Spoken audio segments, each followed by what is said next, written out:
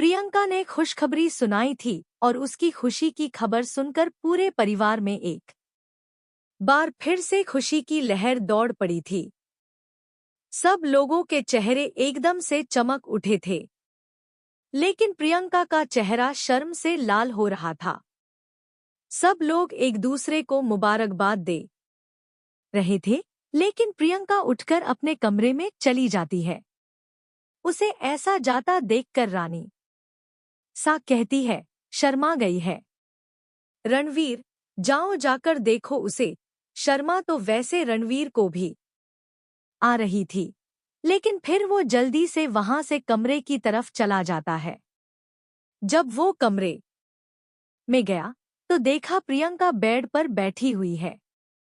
वो प्रियंका के पास जाकर कहता है, क्या हुआ पिंकू? लेकिन प्रियंका ने गुस्से में रणवीर की तरफ देखा और उसके सीने पर मारते हुए कहा, तुम बहुत बुरे हो। देखो क्या किया तुमने मेरे साथ। मैंने क्या किया है? रणवीर ने हैरानी से पूछा तो प्रियंका गुस्से में बोली, शादी को 1 साल भी नहीं हुआ और तुमने मुझे प्रेग्नेंट कर दिया। हंसने खेलने की उम्र में अम्मा बना रहे हो मुझे। मैं तो खुद को नहीं संभाल सकती। बच्चे कहाँ से संभालूंगी? रणवीर के चेहरे पर 12 बज गए। उसने जल्दी से प्रियंका से कहा, अरे तुम ऐसा कैसे कह सकती हो? याद है जब तुम्हें आराध्या की गुड न्यूज़ मिली थी, तुमने खुद ही तो कहा था कि तुम्हें भी जल्द से जल्द बच्चे चाहिए। अब बच्चा आ रहा है तो तुम ऐसे कह रही हो? प्रियंका, क्या तुम हमारे बच्चे से खुश नहीं हो? क्या तुम इसे मुंह तोड़ दूंगी तुम्हारा अगर इसके आगे एक और शब्द कहा तो? प्रियंका ने गुस्से में भड़कते हुए रणवीर को देखा। रणवीर डर गया। प्रियंका जितनी क्यूट और मासूम है, गुस्से में उतनी ही डरावनी भी लगती है। वो जल्दी से घबराते हुए कहता है, अरे मैं तो बस यही कह रहा था कि अब तुम क्या चाहती हो, मैं क्या करूं? प्रियंका रूठी हुई बीवी की तरह रणवीर को देखती है और कहती है, क्या करोगे? मैं बताती हूं तुम्हें। तुम्हें अब सारे दिन मेरे आगे पीछे रहना है, मेरी फरमाइशें सुननी है, मेरे नखरे उठाने हैं। और जैसे जैसे मेरे दिन आगे बढ़ेंगे, वैसे वैसे तुम्हें मेरे काम करने होंगे। जैसे ऋषि आराध्या को पलकों पर बिठाकर रखता है, वैसे ही तुम्हें मुझे अपने सिर पर बिठाकर रखना होगा। प्रियंका ने एक सांस में सब कह दिया। रणवीर हैरानी से उसे देखता हुआ कहता है, कुंवर रानी सा, तुम वैसे भी मेरे सिर पर ही बैठी हुई हो। तुम्हारे नखरे में तो छोड़ो, पूरा परिवार उठाता है और तुम्हारी फरमाइशें तो दादू पहले ही पूरी कर देते हैं। ऐसा बोलो जो पहले से ना हो रहा हो। प्रियंका उदास हो जाती है और भड़कते हुए कहती है, हाँ मुझे पता है ये सारी चीजें पहले से ही हो रही हैं, लेकिन फिर भी रणवीर, मुझे डर लग रहा है। मैं अच्छी माँ तो बनूंगी ना? मैं बहुत कंफ्यूज हूँ। कहीं मैं अपने बच्चे को बिगाड़ तो नहीं दूंगी? उसकी बात सुनकर रणवीर हंसने लगता है। उसने हंसते हुए प्रियंका को अपने सीने से लगाते हुए कहा, अगर तुम हमारे बच्चे को बिगाड़ भी दोगी ना, तो ये बहुत अच्छी बात होगी, क्योंकि मैं चाहता हूं कि हमारा बच्चा भले ही शक्ल में मुझ पर जाए, लेकिन उसका नेचर बिल्कुल तुम्हारे जैसा हो। अचानक से प्रियंका के चेहरे पर मुस्कान आ जाती है और उसने कसकर रणवीर को गले से लगा लिया। रणवीर ने भी उसे अपनी बाहों में भर लिया।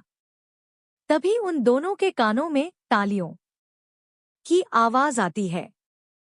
जब वो मुड़कर देखते हैं तो दरवाजे पर सारा परिवार खड़ा था और उन्हें देखकर मुस्कुराते हुए ताली बजा रहा था। आराध्या और काम्या के साथ साथ प्रियंका भी प्रेग्नेंट थी, लेकिन अभी प्रियंका की डिलीवरी को टाइम था, जबकि आराध्या और काम्या की डिलीवरी डेट नजदीक आ रही थी। गोद भराई के फंक्शन के एक हफ्ते बाद ऋषि बड़ी माँ के साथ साथ आराध्या को भी अपने साथ दिल्ली ले जाने वाला था। उसने डिसाइड कर लिया था कि वो अब आराध्या से और दूर नहीं रह सकता। उसने उसकी डिलीवरी के सारे इंतजाम पहले ही कर लिए थे। वैसे जाने के लिए तो आराध्या भी तैयार थी। इतने दिन मायके में रुक गई थी। सबका प्यार और अपनापन मिला था, लेकिन यहाँ रहकर भी उसे कुछ खाली खाली सा महसूस होता था। वो ऋषि की फिक्र करती थी, उसे अपने घर की याद आती थी। अपना घर, अपना कमरा, अपना परिवार। आराध्या के लिए महल में किसी भी चीज की कोई कमी नहीं थी। उसकी हर जरूरत का सामान यहाँ भी था, लेकिन अब उसका मन घर वापस जाने को कर रहा था। जितनी एक्साइटमेंट उसे यहाँ आने की थी, उससे कहीं ज्यादा एक्साइटेड वो अब वापस जाने के लिए थी। ऋषि बड़ी माँ को लेकर आया था तो सिर्फ एक गाड़ी में था, लेकिन अब यहाँ से 4 गाड़ियां जा रही थी। एक में परिवार था और बाकी 3 गाड़ियों में वो सामान था जो रानी माँ, राजा साहब, रणवीर और प्रियंका ने आराध्या और होने वाले बच्चों के लिए ठूंस ठूंस कर भर दिया था। वैसे प्रियंका का आइडिया भी अच्छा था। वो तो कह ही रही थी कि ट्रक मंगवा लेते हैं, 2 ट्रक में सारा सामान चला जाएगा। लेकिन ऋषि ने ऐसा करने से मना कर दिया। बड़ी माँ सामान कम करवाना चाहती थी, लेकिन रानी माँ ने एक भी काम नहीं किया। 2 दिन बाद ऋषि को आराध्या को ले जाना था। पैकिंग में प्रियंका आराध्या की मदद कर रही थी। बड़ी माँ और रानी माँ तो एक साथ एक कमरे में ही रह रही थी और इतनी अच्छी सहेलियां बन गई थी कि वो दोनों इस वक्त एक दूसरे को अपने डिलीवरी के टाइम के अनुभव बता रही थी। ऋषि इस वक्त गार्डन में बैठा था और उसके साथ ओजस और रणवीर थे।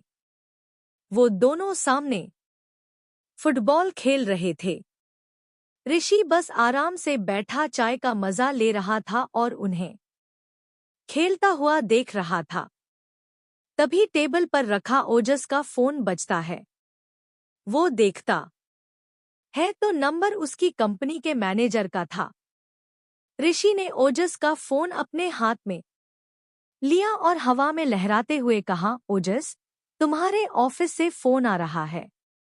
ओजस बॉल रणवीर को देता हुआ ऋषि के पास आता है और उसके हाथ से फोन लेते हुए रिसीव करता है। वो पसीने से भीगा हुआ था और बुरी तरह से हांफ रहा था। उसने पानी की बोतल ली और पानी पीते हुए फोन रिसीव किया। जी मैनेजर बख्शी, बताइए, आपने मुझे इस वक्त फोन क्यों किया? मैंने आपसे कहा था ना कि मैं छुट्टी पर हूं और छुट्टी के दिनों में मुझे फोन करके ऑफिस के किसी भी काम के लिए डिस्टर्ब मत कीजिएगा, जब तक कि बहुत जरूरी काम ना हो। सामने से मैनेजर बख्शी कहते हैं, जी सर, मुझे पता है कि आपने यही कहा था कि आप छुट्टियों पर जा रहे हैं और काम के सिलसिले में आपको डिस्टर्ब ना किया जाए, लेकिन सर, ये इमरजेंसी है, इसलिए मुझे आपको फोन करना पड़ा, वरना मैं यहाँ पर सब कुछ संभाल ही रहा था। इमरजेंसी? कैसी इमरजेंसी? ओजस हैरानी से पूछता है। उसके ऐसा कहते ही ऋषि उसे देखने लगता है और रणवीर भी बॉल साइड में फेंकता हुआ उसके पास आ गया था। वो भी ओजस की बात सुनकर हैरान हो गया था।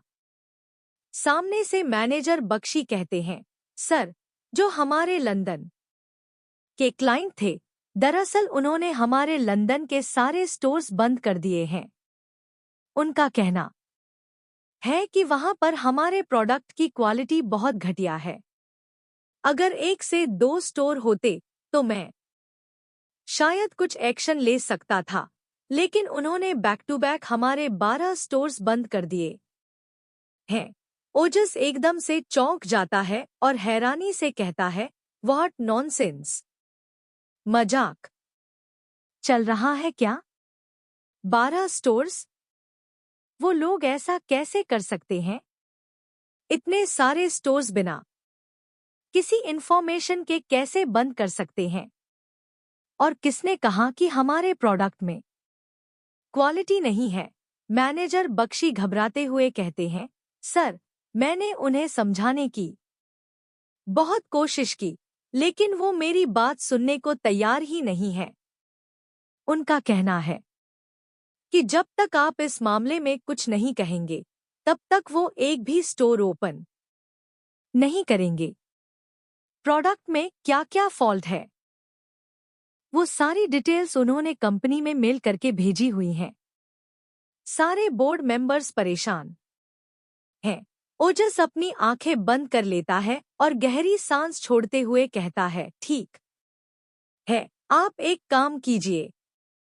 2 दिन बाद सारे बोर्ड मेंबर्स और जितने भी हमारे वेंडर्स हैं, उन सब की एक मीटिंग रखिए। मैं दिल्ली वापस आ रहा हूं। जैसे ही इतना कहता है, वो फोन रख देता है। ऋषि और रणवीर एक साथ हैरान हो जाते हैं। जैसे ही ओजस ने फोन रखा, ऋषि जल्दी से कहता है, क्या बात है? इतना परेशान क्यों है? ओजस गहरी सांस छोड़ते हुए कहता है, यार, मेरे लंदन वाले ब्रांच में कुछ प्रॉब्लम आ गई है। वहां के सारे स्टोर्स को मटेरियल कहकर बंद कर दिया गया है। मेरे सारे इन्वेस्टर्स परेशान हो रहे हैं।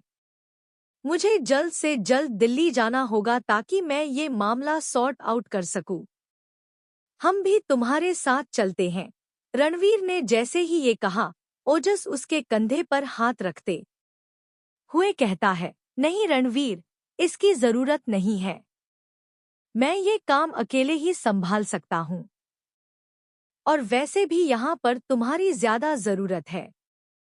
मैं यहाँ पर इसीलिए आया था ताकि काम्या के साथ डिलीवरी तक रह सकूं। लेकिन जिस तरीके की प्रॉब्लम कंपनी में आ रही है, मुझे नहीं लगता कि मैं डिलीवरी के वक्त यहाँ मौजूद रह पाऊंगा। इसलिए मेरी गैर मौजूदगी में तुम्हें काम्या का ख्याल रखना होगा। ऋषि और भाभी भी जा रहे हैं। ऐसे में किसी को तो यहाँ होना चाहिए ना उनके पास। वैसे भी प्रियंका को इस वक्त तुम्हारी सबसे ज्यादा जरूरत है। ऋषि ने भी कहा, वो जो कह रहा है सही कह रहा है। रणवीर, तुम यहीं पर रुको। हम वहां पर जो भी प्रॉब्लम है उसे सॉल्व करने के लिए हैं। ओजस की कंपनी की परेशानी को ठीक करने में मैं उसकी मदद करूंगा और जितनी जल्दी हो सके इन सब को क्लियर करके मैं उसे यहाँ वापस भेज दूंगा। घर में सबको पता चल गया था कि ओजस को किसी इमरजेंसी की वजह से दिल्ली वापस जाना पड़ रहा है। काम्या का चेहरा उदासी से भर गया था। ओजस ने काम्या को समझाया कि ये सब सिर्फ काम की वजह से है, वरना उसका इरादा बिल्कुल भी यहाँ से जाने का नहीं था। उसने तो डिलीवरी तक यहीं रहने का फैसला किया था। लेकिन अब सब कुछ उसे ही संभालना है, इसीलिए ना चाहते हुए भी उसे वापस जाना होगा। काम्या, जो ओजस के जाने से दुखी थी, उसकी जिम्मेदारियां समझ सकती थी। इसीलिए उसने मुस्कुराते हुए ओजस को विदा किया। रानी मान, महाराज साहब, रणवीर और प्रियंका सब ऋषि और आराध्या के जाने से दुखी थे। लेकिन आराध्या ने अभिजीत कर दिया था कि उसे अब अपने घर वापस जाना है। एक तरफ रानी माँ इस बात से थोड़ी चिंतित थी कि आराध्या आज वापस जा रही है, लेकिन साथ ही उन्हें इस बात की खुशी भी हो रही थी कि आराध्या अपने घर परिवार को कितने अच्छे से संभाल रही है और उसे अपने घर की कितनी फिक्र है। सपने नम आंखों और भरे दिल के साथ आखिरकार आराध्या को विदा कर दिया। ऋषि, आराध्या और बड़ी माँ पूजा करके बाय रोड दिल्ली पहुंचे। आराध्या और काम्या की डिलीवरी में बस 1 महीना बचा था। जहां आराध्या की डिलीवरी की डेट पहले थी, वहीं काम्या की डिलीवरी की डेट उससे 10 दिन बाद की थी। महल में काम्या और प्रियंका की खूब सेवा हो रही थी, तो नंदा हाउस में भी आराध्या को किसी चीज की कमी नहीं थी। ऋषि ने अपना सारा काम छोड़कर पूरा वक्त आराध्या के साथ बिताना शुरू कर दिया था। वो गार्डन में बैठा हुआ आराध्या के बढ़ते पेट को देख रहा था। आराध्या इस वक्त गार्डन में बैठी थी और हैरानी से ऋषि को देख रही थी। उसकी डिलीवरी का वक्त भी करीब था। बस 15 दिन पहले उसका 7वां महीना खत्म हुआ था और 8वां महीना शुरू हुआ था। आराध्या जितनी क्यूट और गोलू मोलू टेडी बियर लग रही थी, उतना ही बड़ा उसका पेट लग रहा था। वो उतनी ही ज्यादा खूबसूरत भी हो गई थी। अचार के टुकड़े को चाटते हुए आराध्या हैरानी से ऋषि को देख रही थी, जो उसकी तरफ देखे जा रहा था। आराध्या ने ऋषि के हाथ पर अपना हाथ मारा। ऋषि अचानक चौंक गया और उसे देखने लगा। आराध्या गुस्से में अपना हाथ हिलाकर इशारे में पूछने लगी, क्या कर रहे हो? ऋषि ने जल्दी से कहा, अरे, मैं देख रहा हूं ना कि मेरे बच्चे किस तरफ हैं। मेरा बेटा इस तरफ है और मेरी बेटी इस तरफ। ऋषि की ये बात सुनकर आराध्या की हंसी छूट गई। वो हंसते हुए इशारे में बोली, आपको कैसे पता कि बेटा और बेटी हैं? अगर दोनों बेटे हुए तो? या फिर दोनों बेटियां हुई तो? ऋषि ने आराध्या के हाथ अपने हाथों में लिए और करीब आते हुए कहा, अगर दोनों बेटे हुए तो बेटियों के लिए अगली बार कोशिश करेंगे, और अगर दोनों बेटियां हुई तो बेटे के लिए अगली बार कोशिश करेंगे। आराध्या की आंखें बड़ी हो गईं और वो चौंक कर ऋषि को घूरने लगी। ऋषि मुस्कुराते हुए उसकी आंखों में देखते हुए बोला, अरे, मेरा बस चले तो चुन्नू मुन्नू से पूरा घर भर दूं। जैसे ही आराध्या ने ये सुना, उसका गुस्से से चेहरा लाल हो गया। उसने साइड में रखा हुआ तकिया उठाया और ऋषि को मारने लगी। आराध्या की मार से बचने के लिए ऋषि बेड पर इधर-उधर भागने की कोशिश करने लगा। आराध्या उसे मारने की पूरी कोशिश कर रही थी, लेकिन अपनी जगह से हिल नहीं पा रही थी। उसने थोड़ा खुद को एडजस्ट किया और ऋषि को मारने के लिए आगे बढ़ी ही थी कि उसका बैलेंस बिगड़ गया और वो बैठकर सीधे जमीन पर जा गिरी। ऋषि, जो बेड के दूसरी तरफ पेट पकड़कर हंस रहा था, जैसे ही आराध्या के गिरने की आवाज सुनता है, घबरा जाता है। आराध्या के मुंह से दर्द में चीख निकल जाती है और वो तड़पने लगती है। ये देखकर ऋषि की जान निकल जाती है। ऋषि घबराते हुए जोर से चिल्लाता है। आराध्या पेट पकड़ते हुए बहुत बुरी तरह से करा रही थी। उसके आंसू निकल आए थे और दर्द से उसका चेहरा तड़प रहा था। ऋषि जल्दी से भागकर आराध्या के पास आता है और उसे संभालता है, लेकिन आराध्या अपने सीधे हाथ के बल गिरी थी, जिसकी वजह से उसके पेट पर झटका लगा था और वो दर्द से बुरी तरह बिलख रही थी। तभी दरवाजा खुलता है और बड़ी माँ कमरे में आते हुए कहती है, ऋषि, क्या हुआ? तुम चिल्ला क्यों रहे हो? और लेकिन बड़ी माँ के शब्द वहीं रुक जाते हैं, क्योंकि उनकी नजर आराध्या पर जाती है। आराध्या को ऐसा देखकर बड़ी माँ बुरी तरह डर जाती है। वो जल्दी से आराध्या के पास आती है और उसे संभालते हुए कहती है, ऋषि, क्या हुआ? आराध्या क्यों तड़प रही है? ऋषि जल्दी से कहता है, हम लोग बस मस्ती कर रहे थे। पता नहीं कैसे आराध्या बेड से नीचे गिर गई।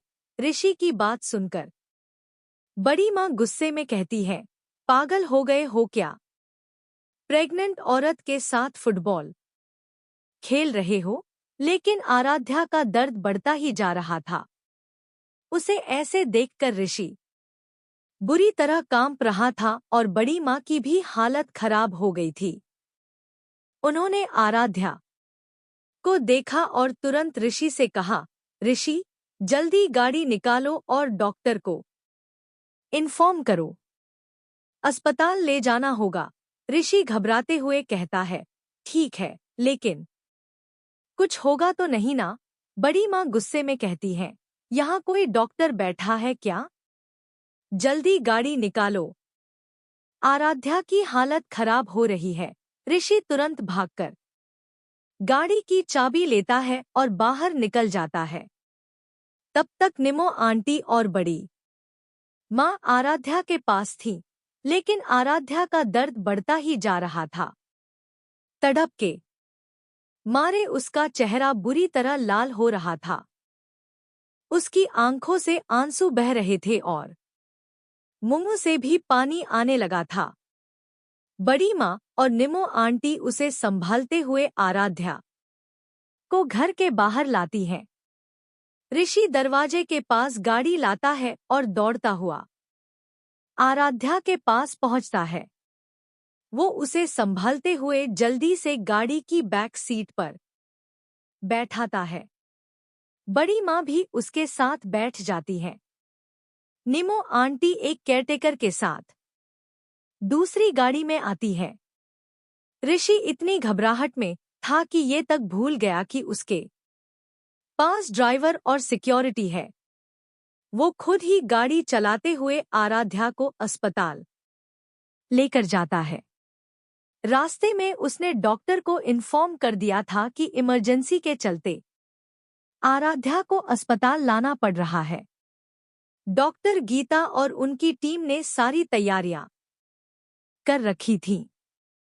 जैसे ही आराध्या अस्पताल पहुंचती है, उसे तुरंत स्ट्रेचर पर लिटाया जाता है और सीधे डॉक्टर के रूम में ले जाया जाता है। डॉक्टर गीता ने आराध्या को देखा और जल्दी से चेक करने के बाद नर्स से कहा, जल्दी से ऑपरेशन थिएटर की तरफ ले चलो। ये सुनकर ऋषि और बड़ी माँ दोनों घबरा गए। ऋषि ने डॉक्टर गीता से जल्दी से पूछा, डॉक्टर, सब ठीक तो है ना? बच्चे ठीक हैं ना? डॉक्टर गीता ने हाथों में ग्लव्स पहनते हुए कहा, मिस्टर नंदा, प्लीज मुझे थोड़ा वक्त दीजिए। मैं अभी कुछ नहीं कह सकती। पेशेंट की हालत काफी बिगड़ी हुई है। हमें पहले उन्हें ठीक से ऑब्जर्व करना होगा। ऋषि और बड़ी माँ बाहर घबराते हुए खड़े थे। इस बीच निमो आंटी के पास सबके फोन थे। तभी आराध्या का फोन बजने लगता है। स्क्रीन पर मीरा का नाम फ्लैश हो रहा था। निमो आंटी ने फोन बड़ी माँ को दिया। मीरा और कमल अपनी शादी के बाद हनीमून पर गए हुए थे। वो कुलदेवी के मंदिर होकर अपने हनीमून पर गए थे और अब घर लौटे थे। घर लौटते ही मीरा ने आराध्या से बात करने की सोची, क्योंकि वो उसकी गोद भराई में नहीं आ पाई थी। लेकिन जब उसने फोन किया और बड़ी माँ ने बताया कि आराध्या अस्पताल में है, तो मीरा घबरा जाती है। वो और कमल तुरंत अस्पताल के लिए निकल जाते हैं। डॉक्टर आराध्या के साथ ऑपरेशन थिएटर में डॉक्टर मौजूद थे। ज्यादा समय नहीं बीता था कि मीरा और कमल भी वहां पहुंच गए। कमल ने रास्ते में ओजस को बता दिया था कि आराध्या के साथ इमरजेंसी हो गई है, इसलिए ओजस भी अपना सारा काम छोड़कर अस्पताल आ गया था। डॉक्टर अभी तक ऑपरेशन थिएटर से बाहर नहीं आए थे, लेकिन ऋषि और आराध्या के सभी पहचान वाले वहां पहुंच चुके थे। ऋषि अभी भी परेशान था। मीरा उसे दिलासा देने की कोशिश कर रही थी, लेकिन ऋषि को इस वक्त सिर्फ आराध्या और अपने बच्चों की फिक्र थी। अचानक ऑपरेशन थिएटर का दरवाजा खुला और डॉक्टर बाहर आते हुए ऋषि के पास पहुंचे। ऋषि तुरंत उनकी तरफ भागा और घबराते हुए बोला, डॉक्टर, सब ठीक तो है ना? डॉक्टर ने गंभीर स्वर में कहा, मिस्टर नंदा, आपकी वाइफ अचानक से जमीन पर गिरी थी, जिसकी वजह से उनकी प्रेगनेंसी थोड़ी कॉम्प्लिकेटेड हो गई है। समस्या ये है कि अभी डिलीवरी का समय नहीं आया है, यानी उनका वाटर बैग अभी तक ओपन नहीं हुआ है। लेकिन गिरने की वजह से दोनों बच्चे अंदर आपस में उलझ गए हैं और आपकी वाइफ इस दर्द को बर्दाश्त नहीं कर पा रही है। डॉक्टर की बात सुनकर ऋषि के हाथ पांव ठंडे पड़ गए। उसका चेहरा डर से सफेद हो गया। अपने माता पिता को खोने के बाद अब वो आराध्या और अपने बच्चों को खोने का डर महसूस कर रहा था। वो बुरी तरह घबरा गया था। उसे समझ नहीं आ रहा था कि क्या करे। उसकी छोटी सी लापरवाही की वजह से आराध्या और उसके बच्चे इतनी बड़ी मुश्किल में फंस गए थे। उसे खुद पर बहुत गुस्सा आ रहा था। मीरा ने ऋषि को संभालते हुए डॉक्टर से कहा, डॉक्टर, जो भी करना है जल्दी बताइए। भाभी और बच्चों की सुरक्षा सबसे ज्यादा मायने रखती है। डॉक्टर गीता ने गहरी सांस लेते हुए कहा, मिस्टर कपूर, हम आप की चिंता समझ सकते हैं, लेकिन जिस तरीके से पेशेंट की हालत बिगड़ रही है, मेरी सलाह है कि डिलीवरी आज ही करवा दी जाए। ऑपरेशन से डिलीवरी करवाना ही सही होगा, वरना मां और बच्चों दोनों के लिए खतरा बढ़ सकता है।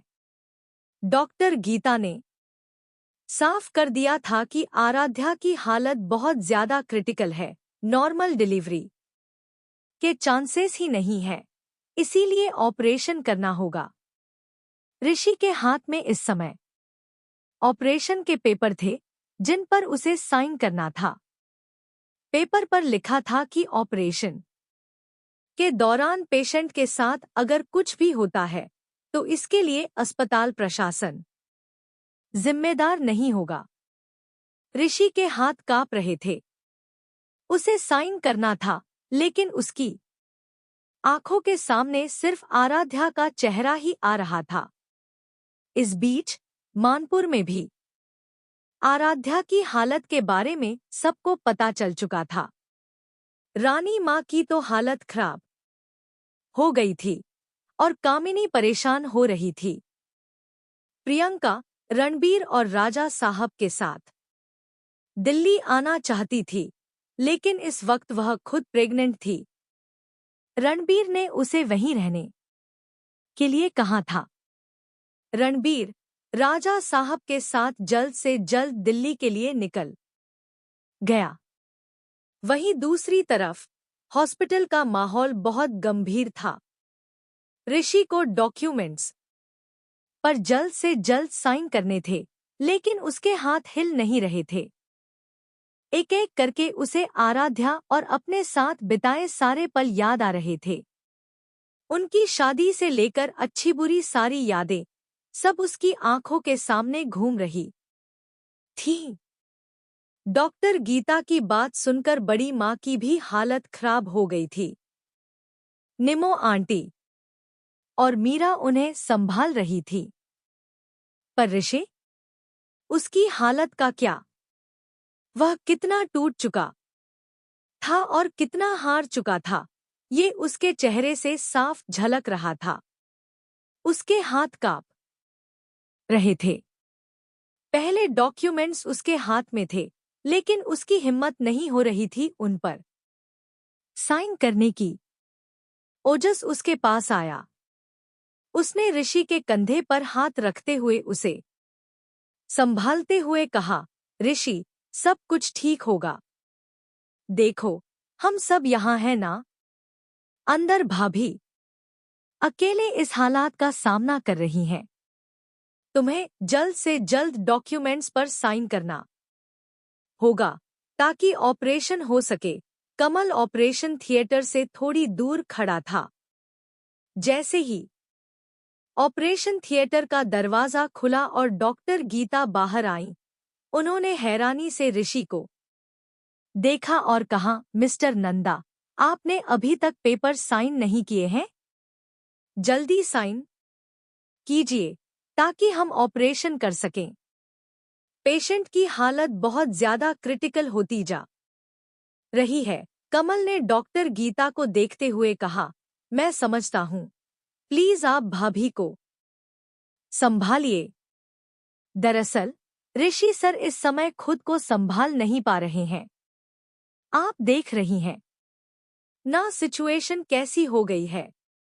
अंदर सिर्फ उनकी वाइफ नहीं है, बल्कि उनका पूरा परिवार है। आप समझ सकती हैं, ऐसी हालत में वह इतना बड़ा डिसीजन लेने की कोशिश कर रहे हैं। डॉक्टर गीता ने कहा, मैं समझ रही हूं, लेकिन आप लोग भी समझिए। वह ट्विंस से प्रेग्नेंट है और इस वक्त उनकी हालत बहुत ज्यादा क्रिटिकल हो रही है। हमें भी कोई शौक नहीं है ऑपरेशन करने का, लेकिन अगर जल्दी ऑपरेशन नहीं हुआ तो कुछ भी हो सकता है। ऋषि के कानों में उनकी सारी बातें जा रही थी। जैसे जैसे वह उनकी बातें सुन रहा था, वैसे वैसे उसकी हिम्मत जवाब दे रही थी। ओजस ने ऋषि के कंधे पर हाथ रखकर उसे मजबूती से संभालते हुए कहा, ऋषि, देखो, इस समय तुम्हें हिम्मत से काम लेना होगा। हम सब यहाँ भाभी और बच्चों के लिए परेशान हैं, लेकिन तुम्हारी परमिशन के बिना कुछ नहीं हो सकता। ऐसे में अगर तुम और देर करोगे और अंदर उन्हें कुछ हो गया तो। ऋषि ने गहरी सांस ली, अपने कांपते हाथों को काबू में करते हुए डॉक्यूमेंट्स पर साइन कर दिए। ऋषि की आंखों में आंसू आ गए थे। वो हैरानी से ओजस को देख रहा था, लेकिन उसका दिल अंदर से ऐसा दर्द महसूस कर रहा था जैसे सब कुछ खत्म हो रहा हो। ऋषि ने कसकर अपनी आंखें बंद कर ली। ये पहली बार था जब ऋषि की आंखों में आराध्या के लिए इतनी तड़प के साथ आंसू थे। ऋषि नंदा, जिसके सामने कोई नजरें उठाने की हिम्मत नहीं करता था, आज उसकी आंखों में आंसू थे। दुनिया को झुकाने की ताकत रखने वाला ये शख्स आज खुद टूट कर बिखर चुका था। बहुत हिम्मत जुटाने के बाद उसने पेन को पेपर पर रखा और ना चाहते हुए भी अपना नाम लिख दिया। ऋषि नंदा, ये नाम उसने कई बार कई डॉक्यूमेंट्स पर साइन के तौर पर लिखा था, लेकिन आज उसे पता था कि इस एक नाम को लिखने के लिए उसने खुद को कितनी बड़ी हिम्मत दी थी। डॉक्यूमेंट्स पर साइन होते ही कमल ने वो पेपर ऋषि से ले लिए और डॉक्टर को देते हुए कहा, डॉक्टर, प्लीज अब आप जल्दी से ऑपरेशन शुरू कर दीजिए। बहुत देर हो चुकी है। डॉक्टर गीता ने डॉक्यूमेंट्स लिए और सिर हिलाते हुए नर्स को जल्दी से सौंपते हुए कहा, सिस्टर, डीआर पल्लवी से कहिए कि मुझे ऑपरेशन में उनकी मदद चाहिए। सिस्टर वहां से चली जाती है और डॉक्टर गीता वापस ऑपरेशन थिएटर में चली जाती हैं। बाहर सब लोग आराध्या और उसके बच्चों की सलामती के लिए दुआ मांग रहे थे। लेकिन ऋषि के चेहरे पर ना कोई एक्सप्रेशन था और ना ही कोई सवाल। बस उसके चेहरे पर एक डर था। डर आराध्या को खोने का, अपने बच्चों को कुछ हो जाने का। डर इस बात का कि उसका परिवार एक बार फिर से ना बिखर जाए। रणबीर और राजा साहब प्राइवेट जेट से आए थे, इसलिए 2 घंटे के अंदर ही राजस्थान से दिल्ली पहुंच गए थे और तुरंत अस्पताल आ गए। राजा साहब घबराए हुए ओजस के पास पहुंचे, लेकिन वो किसी से बात करने की हालत में नहीं था। रणबीर जल्दी से वहां पहुंचा और घबराते हुए बोला, क्या हुआ आरू? वो ठीक तो है ना? बच्चे वो ठीक है ना? राजा साहब भी डरते हुए बोले, क्या बात है ऋषि? सब ठीक तो है ना? तुम कुछ क्यों नहीं कह रहे हो? कहाँ है आराध्या? हमारी बच्ची ठीक तो है ना? देखो, अगर यहाँ उसका इलाज ठीक से नहीं हो रहा है तो हम उसे लंदन ले चलेंगे। ओजस ने राजा साहब को देखते हुए कहा, नहीं राजा साहब, इन सब की कोई जरूरत नहीं है। भाभी यहाँ बिल्कुल ठीक है और अंदर उनका ऑपरेशन चल रहा है। दरअसल हालत बिगड़ गई थी, जिसकी वजह से नॉर्मल डिलीवरी नहीं हो पाई और ऑपरेशन करना पड़ा। पर आप फिक्र मत कीजिए, सब ठीक है। बस डॉक्टर बाहर आए तो वो हमें भाभी की कंडीशन बताएंगे। रणबीर ने देखा कि ऋषि बैठा हुआ है, लेकिन उसकी नजरें सिर्फ ऑपरेशन थिएटर के दरवाजे पर थीं। रणबीर धीरे से ऋषि के पास गया और उसके कंधे पर हाथ रखते हुए बोला, जीजा जी। ऋषि ने अपना चेहरा घुमाकर रणबीर को देखा। उसका चेहरा दर्द और तकलीफों से भरा हुआ था। आंसुओं ने उसकी आंखों को लाल कर दिया था। रणबीर को देखते ही वो अपने दर्द को छुपा नहीं पाया और रणबीर के गले लगकर रोने लगा। पहली बार सबने ऋषि की रोने की आवाज सुनी थी, लेकिन इस वक्त सब आराध्या के लिए परेशान थे। सबने आराध्या की सलामती के लिए मन ही मन भगवान से प्रार्थना की। तभी ऑपरेशन थिएटर का दरवाजा खुला। डॉक्टर गीता और उनके साथ डॉक्टर पल्लवी बाहर आईं। उन्हें देखते ही पूरा परिवार उनके पास पहुंच गया। सबसे पहले ऋषि उनके पास पहुंचा और डॉक्टर गीता से बोला, आराध्या वो ठीक तो है ना? उसे कुछ हुआ तो नहीं? डॉक्टर गीता ने सर्जिकल मास्क उतारते हुए कहा, कंग्रेचुलेशंस मिस्टर नंदा, आपकी वाइफ ने ट्विंस को जन्म दिया है, एक लड़का और एक लड़की। और आपकी वाइफ की हिम्मत की दाद देनी पड़ेगी। जितना स्ट्रगल आपके बच्चों ने इस दुनिया में आने के लिए किया, उससे कहीं ज्यादा हिम्मत आपकी वाइफ ने ऑपरेशन थिएटर में दिखाई। डोंट वरी, आपकी वाइफ बिल्कुल ठीक है। बस ऑपरेशन की वजह से उन्हें बहुत कमजोरी आ गई है। फिलहाल वो बेहोश हैं, लेकिन अगले 3 घंटे में होश में आ जाएंगी। बच्चों को क्लीनिंग के लिए ले जाया गया है। थोड़ी देर में आराध्या को नॉर्मल वार्ड में शिफ्ट कर दिया जाएगा। तब आप उनसे मिल सकते हैं। डॉक्टर गीता की बात सुनकर सबकी जान में जान आई। सबने भगवान का शुक्रिया अदा किया। लेकिन तभी डॉक्टर पल्लवी बोली, लेकिन एक प्रॉब्लम है। सब हैरान हो गए। ऋषि जल्दी से बोला, क्या बात है डॉक्टर? क्या प्रॉब्लम है? बताइए, हुआ क्या है?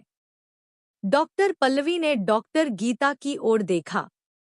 गीता ने धीरे से सिर हिलाया। तब पल्लवी बोली, दरअसल बेबी बॉय बिल्कुल ठीक है और वो बेबी गर्ल से पूरे 5 मिनट बड़ा है। आराध्या को नॉर्मल वार्ड में शिफ्ट कर दिया गया था और सारा परिवार भी अब नॉर्मल वार्ड में आ गया था। हालांकि ये नॉर्मल शब्द भी नॉर्मल नहीं था, ये किसी 5 स्टार होटल के प्राइवेट स्वीट की तरह था। आखिर ऋषि नंद की वाइफ को कोई सेकंड क्लास वाली फैसिलिटी थोड़ी ना मिलेगी। आराध्या की कंडीशन अचानक से बिगड़ गई थी, वरना ऋषि ने तो पूरा हॉस्पिटल ही बुक करवा लेना था उसकी डिलीवरी के लिए। आराध्या को अभी तक होश नहीं आया था, पर सारा परिवार उसके पास आ गया था। ऋषि जल्दी से आराध्या के पास आया और उसके बगल में बैठकर उसका हाथ थाम लिया। उसके हाथ में अभी भी इंजेक्शन की नीडल लगी हुई थी और उसका चेहरा, जो हमेशा खिला रहता था, आज वो मुरझाया और पीला पड़ा हुआ था। ऋषि ने जब आराध्या को देखा तो उसका दिल भारी हो गया। आराध्या ने उनके बच्चे को इस दुनिया में लाने के लिए कितनी तकलीफों का सामना किया था। सच में ऋषि आराध्या का ये कर्ज अपनी पूरी जिंदगी में नहीं चुका पाएगा। राजा साहब ने जब आराध्या को देखा तो उनका मन बहुत शांत हो गया। रणवीर को भी तसल्ली मिली, लेकिन किसी ने भी ऋषि और आराध्या को परेशान नहीं किया। सब कमरे में ही लगे सोफे पर बैठ गए। रणवीर ने मानपुर में फोन करके बता दिया था कि सब कुछ ठीक है और आराध्या को जुड़वा बच्चे हुए हैं। धीरे धीरे आराध्या की उंगलियां हिलने लगी। ऋषि आराध्या का हाथ थामे हुए था, इसलिए उसे आराध्या की मूवमेंट का एहसास हो गया। उसने जल्दी से आराध्या की तरफ देखा, जिसकी आंखों की पलकें फड़फड़ा रही थी। उसने धीरे धीरे सांस लेते हुए अपनी आंखें खोली। जब उसने आंखें खोली तो उसकी आंखों के सामने ऋषि का चेहरा था। सब लोग आराध्या को देखकर खुश थे और उसे होश में आया देखकर सबको बहुत राहत महसूस हुई। आराध्या बहुत कमजोर लग रही थी और ऑपरेशन की वजह से वो और ज्यादा कमजोर हो गई थी। आराध्या को होश में आया देख ऋषि का चेहरा सुकून से भर गया। वो आगे बढ़कर आराध्या के माथे को चूम लेता है और उसके हाथों को कसके थामते हुए कहता है, थैंक यू। आराध्या 2 मिनट तक होश में आने के बाद सोच ही नहीं पा रही थी कि वो कहाँ है और क्या हुआ है। लेकिन जब उसने ऋषि को देखा तब उसे धीरे धीरे एहसास हुआ कि ये हॉस्पिटल का कमरा है। और जब ऋषि ने उसे थैंक यू कहा तब उसे अचानक सब कुछ याद आ गया। वो और ऋषि अपने कमरे में थे और एक दूसरे को परेशान कर रहे थे। लेकिन तभी वो अचानक से बेड से नीचे गिर गई थी और उसके बाद की सारी चीजें एक एक करके उसकी आंखों के सामने आ गईं। आराध्या का चेहरा डर से भर गया और वो ऋषि को देखने लगी। उसने कुछ कहने के लिए अपना हाथ उठाया तो उसे अपने पूरे शरीर में दर्द का एहसास हुआ। इसी के साथ उसे एहसास हुआ कि उसका पेट अब पहले जैसा नहीं है। आराध्या के चेहरे पर घबराहट आ गई और बेचैनी ने उसे घेर लिया। वो जल्दी से उठने की कोशिश करती है, लेकिन ऋषि ने उसे थाम लिया। वो उसकी घबराहट, बेचैनी और परेशानी को समझ गया।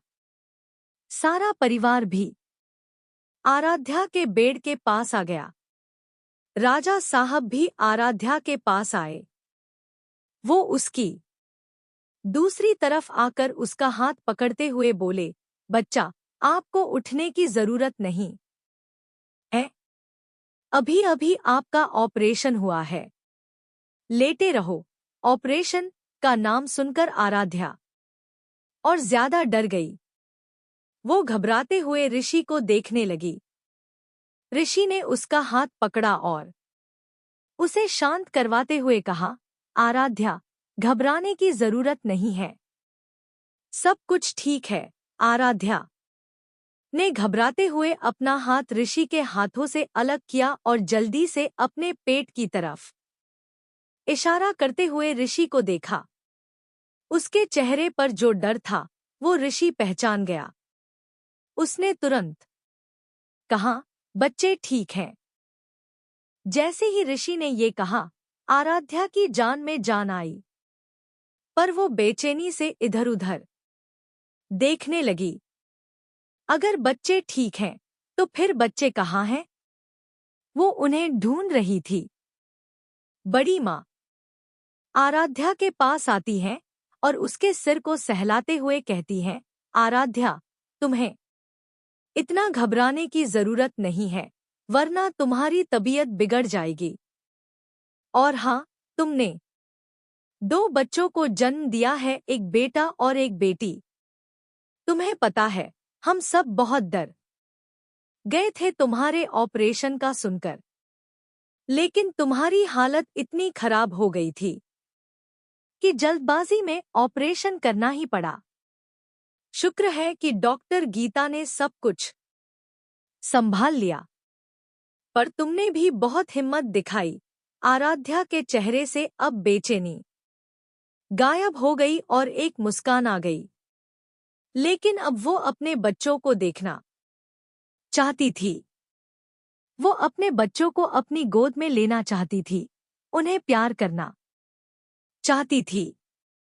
वो ऋषि की तरफ देखती है और अपनी आंखों से ही उसे समझाने की कोशिश करती है कि उसे उसके बच्चे चाहिए।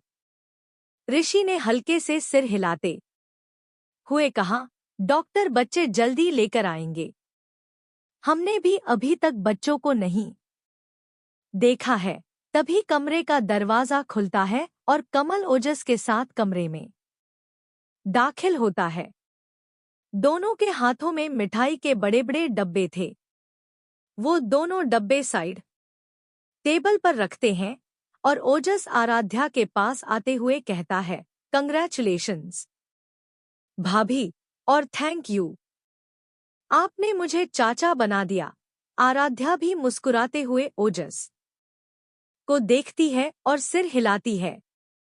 तभी कमल जल्दी से कहता है, आराध्या, हम पूरे अस्पताल में मिठाई बांटने के लिए लेकर आए हैं।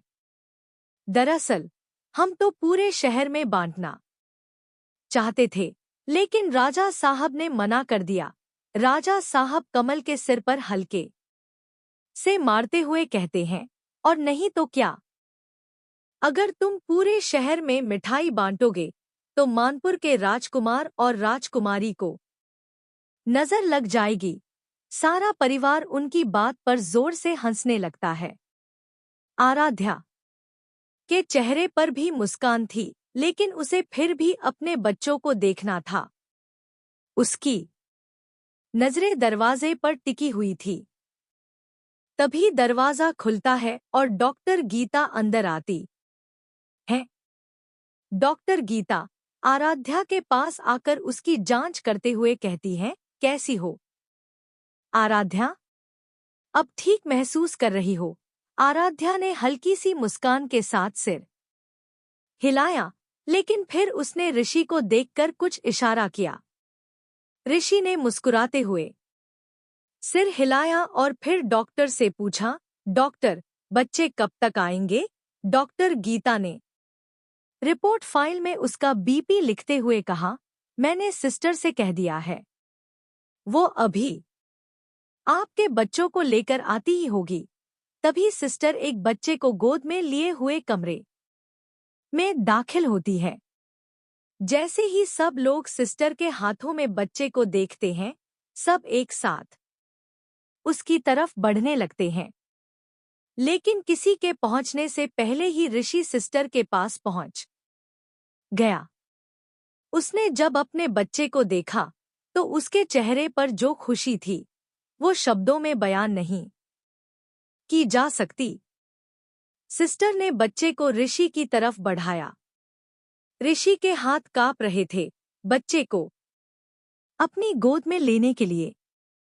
उसे डर था कि कहीं वो इस नन्ही सी जान को गिरा ना दे। लेकिन जब उसने बच्चे को अपनी गोद में संभाला तो न जाने कहां से उसके हाथों में ताकत आ गई। वो बच्चे को इतनी मजबूती से संभाल रहा था मानो उसे पूरी दुनिया से छुपा कर रखना चाहता हो। आराध्या के चेहरे की खुशी देखते ही बन रही थी। ऋषि अपने बेटे को लेकर आराध्या के पास आया और धीरे से उसे उसकी गोद में रखा। आराध्या ने जब अपनी गोद में उस नन्हे चेहरे को देखा तो उसका दिल ममता से भर गया। उसकी आंखों से आंसू बहने लगे। ऋषि आराध्या के बगल में बैठ गया और उसके कंधे पर अपना हाथ रख दिया। उसने एक हाथ से आराध्या को थामा और दूसरे हाथ से अपने बच्चे को। दोनों की आंखों में आंसू थे। शायद वहां मौजूद सबकी आंखों में आंसू थे, क्योंकि ये पल ही कुछ ऐसा था। खुशी के आंसू सबकी आंखों में छलक रहे थे। यहां तक कि डॉक्टर गीता और नर्स की आंखों में भी आंसू थे। ओजस जल्दी से अपना फोन निकालता है और इस सीन को अपने मोबाइल में कैद कर लेता है ताकि ये खूबसूरत पल हमेशा के लिए महफूज रहे। आराध्या धीरे से अपने बच्चे को अपने चेहरे के पास लाती है और झुककर उसके माथे को चूम लेती है।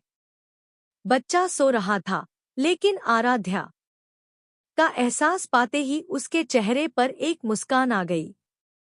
आराध्या तो उसे और प्यार करना चाहती थी, लेकिन डॉक्टर ने उसे हिलने के लिए सख्त मना किया था।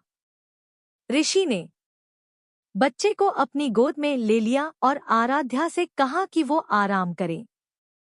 बच्चे को बाकी सारा परिवार संभाल लेगा। जैसे ही बच्चे को गोद में उठाया गया, अगले ही पल बच्चे ने अपनी नन्ही सी मुट्ठी में ऋषि की उंगली थाम ली। ये देखकर सब हंसने लगे। मीरा हंसते हुए कहती है, ऋषि जी, आपका बेटा तो अभी से अपनी मां पर अपना हक जता रहा है। कह रहा है कि उसे उसकी मां से दूर मत करो। एक बार फिर से पूरे रूम में सब हंसने लगते हैं। डॉक्टर गीता ने बच्चे को ठीक से आराध्या के पास रखते हुए कहा, ठीक है आराध्या, तुम बच्चे को अपने पास रख सकती हो, लेकिन तुम्हें अपनी बॉडी को ज्यादा हिलाना नहीं है। कम से कम 24 घंटे तक बिल्कुल भी नहीं। बच्चे को फीड करवाना हो या गोद में लेना हो, इसके लिए नर्स तुम्हारे साथ रहेगी। तुम्हें अपने आप से कुछ नहीं करना है। तुम हेल्दी रहोगी तो बच्चे भी हेल्दी रहेंगे। आराध्या मुस्कुराते हुए हल्का सा सिर हिलाती है और अपने एक हाथ से बच्चे की नन्ही हथेली पकड़ लेती है। अपने बच्चे का एहसास पाकर आराध्या इतनी खुश हो रही थी कि उसका मन ही नहीं कर रहा था कि वो अपने बेटे से अपनी नजरें हटाए। लेकिन तभी अचानक वो डॉक्टर की तरफ देखती है और फिर ऋषि की तरफ देखने लगती है। उसने बच्चे की ओर इशारा किया और फिर ऋषि की ओर इशारा करते हुए कुछ कहा। ऋषि को समझ आ गया कि आराध्या क्या कहना चाहती है। वो भी इस बारे में फिक्र कर रहा था। उसने जल्दी से डॉक्टर की तरफ देखा और कहा, डॉक्टर, हमारा दूसरा बच्चा कब तक आएगा? हमारी बेटी? डॉक्टर के चेहरे पर जो मुस्कान थी वो हल्की सी फीकी हो गई। उसने कहा, मिस्टर नंदा, मैंने आपको बताया था ना कि सिचुएशन कैसी है। प्लीज आप थोड़ा पेशेंस रखिए। डॉक्टर गीता ने नर्स की तरफ देखा और कहा, तुम इमरजेंसी रूम में जाकर देखो कि बेबी गर्ल ठीक है या नहीं। बेबी बॉय के आने से सब खुश थे, लेकिन जैसे ही बेबी गर्ल का नाम लिया गया, सबके चेहरे पर हल्की सी घबराहट आ गई। आराध्या ने जब ये देखा तो वो फिक्र करने लगी। उसने जल्दी से ऋषि की तरफ देखा और इशारे में पूछा कि बात क्या है। ऋषि के चेहरे पर हल्की घबराहट और परेशानी साफ झलक रही थी। उसने धीरे से आराध्या का हाथ पकड़ते हुए कहा, आराध्या, देखो, घबराना मत। डरने की कोई बात नहीं है। डॉक्टर ने कहा है कि हमारी बेटी जल्दी ठीक हो जाएगी।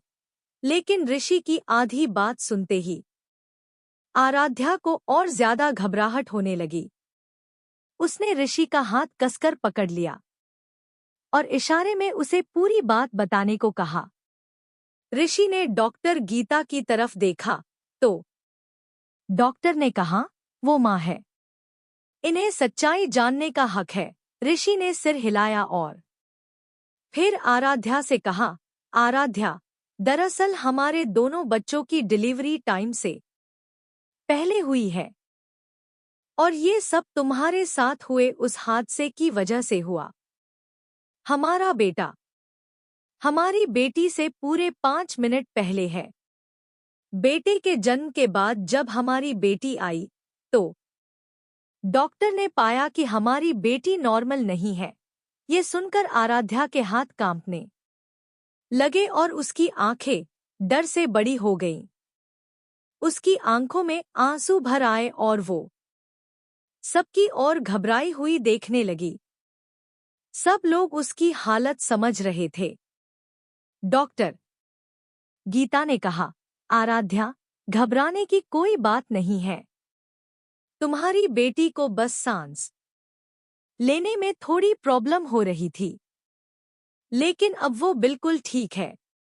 मैंने पहले ही मिस्टर नंद को बता दिया था कि हमने बेबी गर्ल को 24 घंटे के लिए एक खास मशीन में रखा है।